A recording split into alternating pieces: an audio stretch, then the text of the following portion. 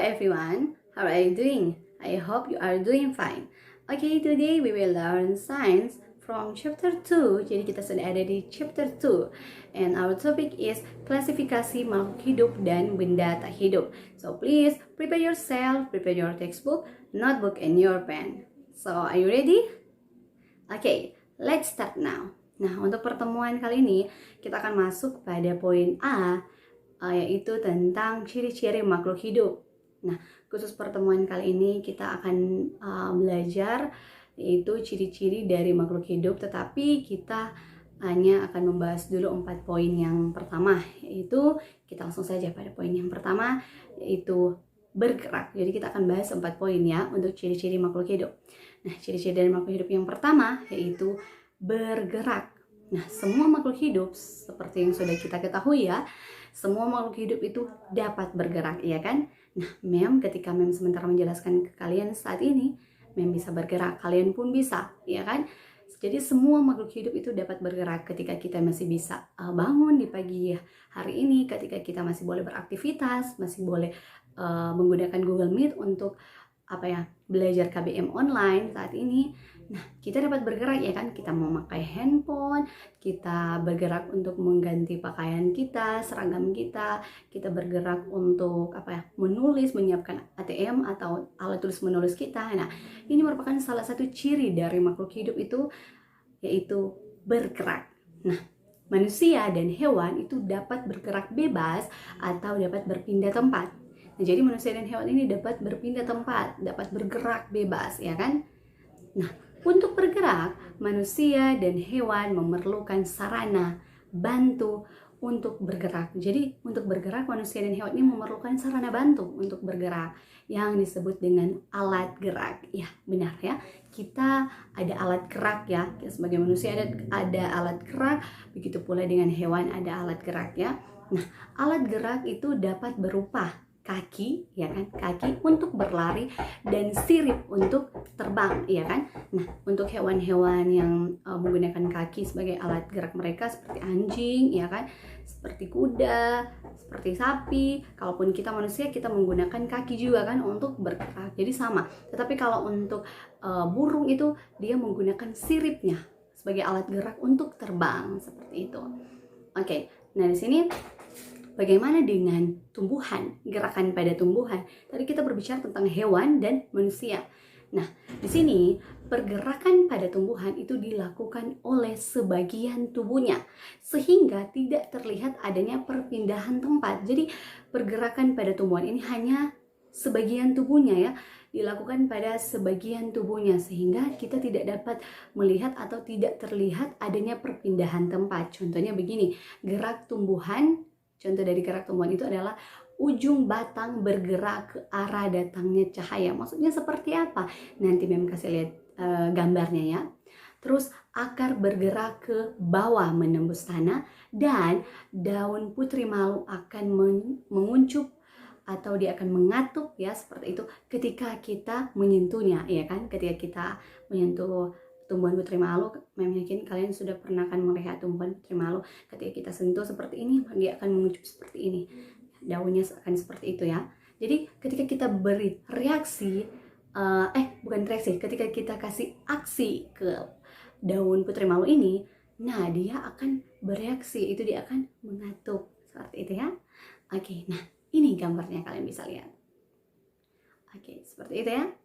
Oke, nah next, yang kedua, yaitu memerlukan makanan. Ini ciri-ciri dari makhluk hidup. Kalau yang pertama itu bergerak, yang kedua memerlukan makanan. Nah, makanan dan air merupakan kebutuhan bagi semua makhluk hidup, benar ya? Kita membutuhkan makanan, kita juga membutuhkan air. Rasanya dalam hidup ini, kalaupun kita tidak makan, kalaupun kita tidak minum, tidak ada air ya, rasanya hampa seperti itu ya. Kita pasti tidak ada kekuatan karena kita tidak mengisi energi, tidak ada kekuatan dalam tubuh kita ya, tidak ada asupan. Oke, karena kita tidak mengkonsumsi makanan dan air seperti itu.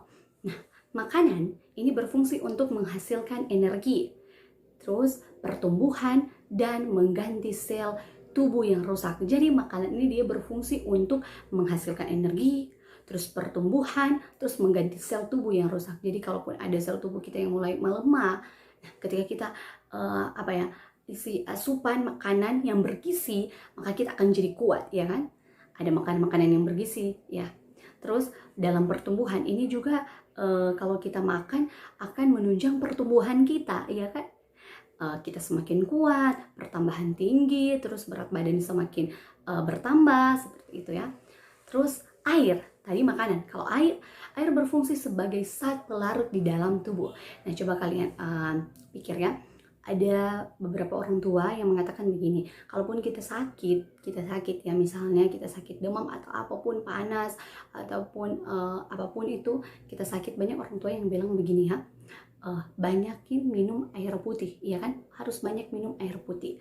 Nah, karena air putih ini berguna bagi tubuh kita. Nah, di sini air sebagai zat pelarut di dalam tubuh. Mungkin seperti ini, kalaupun kita sakit, dengan secara tidak sadar ketika kita minum air putih dengan dengan lancar, secara terus-menerus, dengan rutin, artinya dengan rutin ya, dengan rajin, maka dengan sendirinya air ini dia kan sebagai zat pelarut, dia akan melarutkan setiap sakit yang ada dalam tubuh kita. Mungkin butuh proses yang lama, tetapi it's okay lah, tapi ada perubahan yang akan mungkin kita alami ya, seperti itu. Oke, setiap makhluk hidup itu mempunyai cara yang berbeda-beda untuk mendapatkan makanan. Nah, maksudnya gimana? Nah, coba kita lihat pada tumbuhan hijau. Ternyata tumbuhan hijau ini dia dapat menyusun makanan mereka sendiri dari air, yaitu H2O, dan karbon dioksida, yaitu CO2. Nah, dengan bantuan sinar matahari melalui proses yang disebut dengan fotosintesis. Nah, mungkin kalian sudah pernah dengar ya. Jadi tumbuhan hijau ini ternyata dia dapat menyusun makanan mereka sendiri, ya kan? Dapat menyusun makanan mereka sendiri dari air, yaitu H2O dan karbon dioksida CO2 dengan bantuan sinar matahari melalui proses yang disebut dengan fotosintesis. Nah, hasil fotosintesis ini berupa zat tepung atau karbohidrat, di mana fotosintesis ini dia juga menghasilkan oksigen. Jadi fotosintesis ini menghasilkan oksigen. Dengan demikian begini, kita dengan tumbuhan ini saling bergantung ya, istilahnya bergantung. Jadi begini, tumbuhan mengeluarkan oksigen, ya kan? Hasil dari fotosintesis ini dia juga dapat fotosintesis ini dapat menghasilkan oksigen. Nah, itu yang kita hirup manusia. Nah, kita sebagai manusia kita mengeluarkan karbon dioksida, yaitu CO2. Nah, CO2 ini dihirup oleh tumbuhan. Jadi saling berhubungan, bergantung satu dengan yang lainnya, seperti itu. Oke.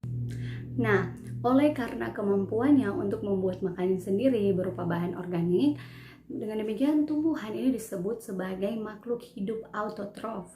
Nah, tetapi di sini ada juga makhluk hidup yang bersifat heterotrof, yaitu makhluk hidup yang menggunakan bahan organik sebagai sumber makanannya. Contohnya yaitu manusia dan hewan. Manusia memakan tumbuhan dan hewan pemakan tumbuhan dan hewan lainnya.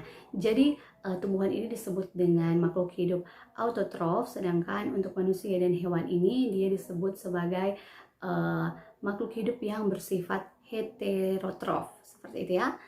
Oke, nah di sini ada gambar, kalian bisa lihat.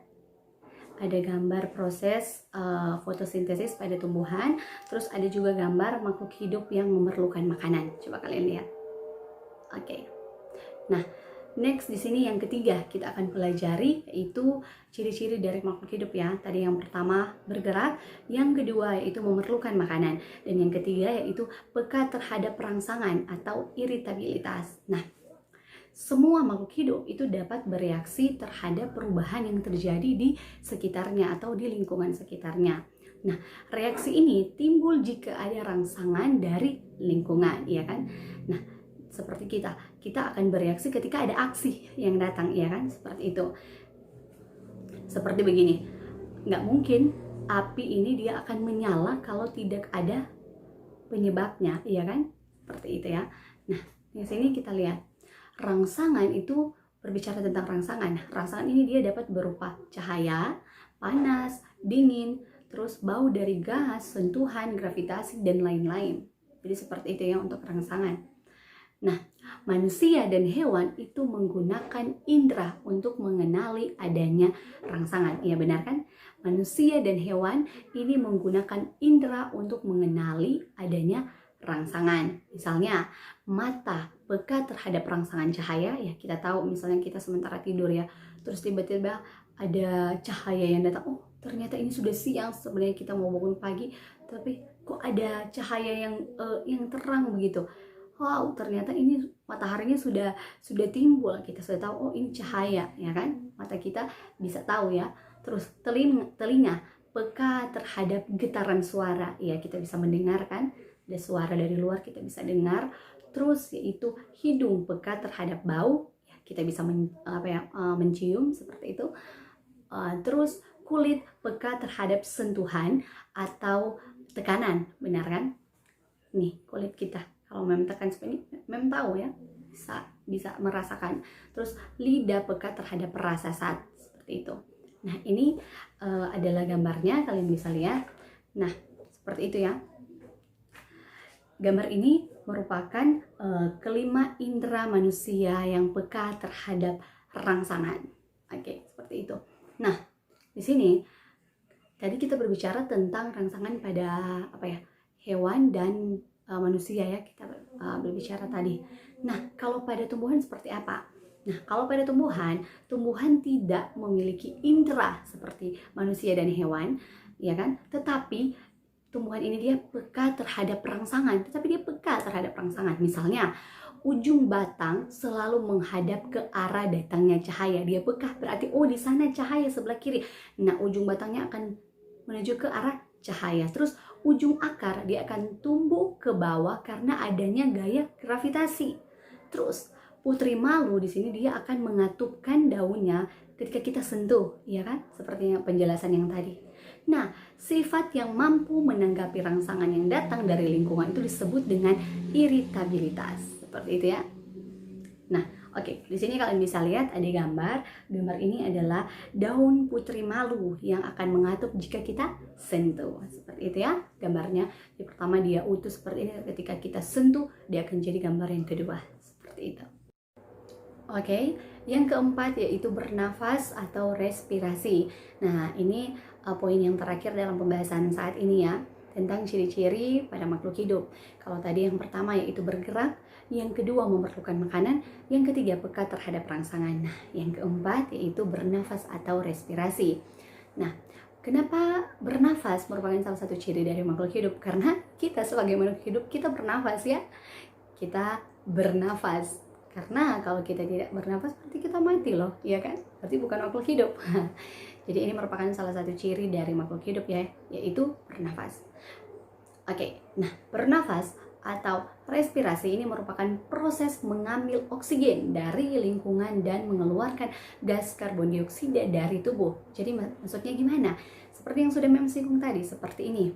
Kita manusia bernafas ketika kita di sini kita mengeluarkan karbon dioksida, dan karbon dioksida ini akan dihirup oleh tumbuhan. Kemudian tumbuhan ini dia mengeluarkan oksigen. Nah, oksigen ini yang manusia hirup. Oke, seperti itu ya.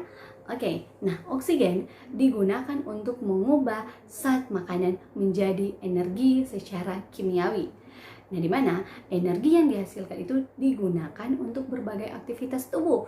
Ya kan, kita sebagai manusia, kita setiap hari itu beraktivitas ya. Jadi kita memerlukan energi dalam setiap aktivitas kita agar supaya kita bisa kuat ya kan dalam aktivitas kita, tetap sehat seperti itu ya. Jadi kita membutuhkan energi.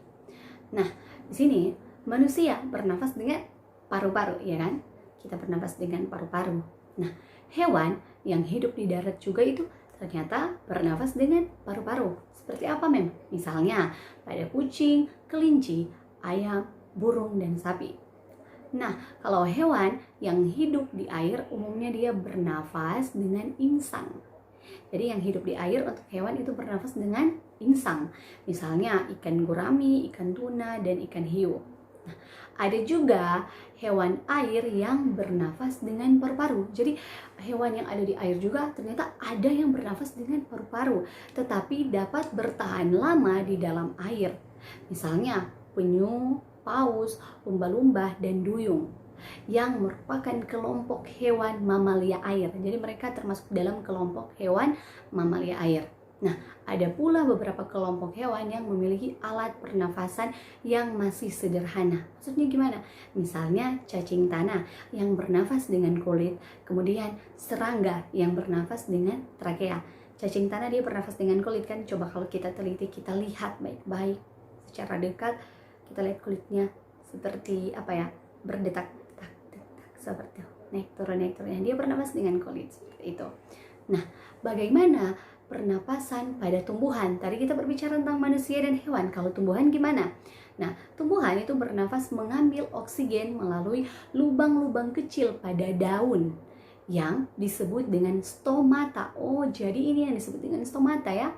Terus di sini selain itu, udara pernapasan juga itu keluar masuk melalui lubang-lubang kecil pada batang yang disebut dengan lentisel.